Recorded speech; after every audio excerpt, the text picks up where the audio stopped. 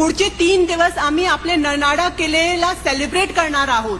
3 दिवसात आम्ही वेगळे वेगळे कार्यक्रम याच्यात ठेवले आहेत, ज्याच्या उद्घाटन आज होत आहे आणि सकाळपासून सफारी, नौका विहार, ॲडव्हेंचर टुरिझम, पेंटिंग, तसंही नृत्य कला, ट्रायबल डान्स, हे सगळे याच्यात आयटम आम्ही घेतले आहे। याचा उद्देश फक्त हा आहे की याची माहिती जास्तीत जास्त लोकांपर्यंत पोहोचली पाहिजे।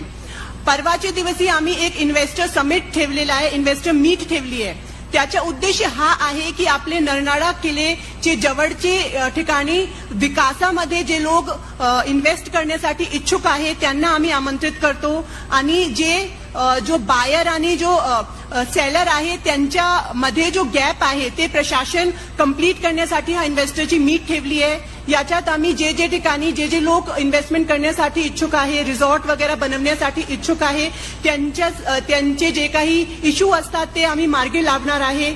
आपला हा जो नरनाळा महोत्सव होत आहे हे दरवर्षी आम्ही चालू ठेवणार आहे। हे माझी इच्छा आहे आणि मला असं वाटतं जसा रिस्पॉन्स यावर्षी आपल्याला भेटलाय, नक्की पुढच्या वर्षी याच्यापेक्षा पण मोठ्या स्तरावर आम्ही नरनाळा महोत्सव करणार आहोत।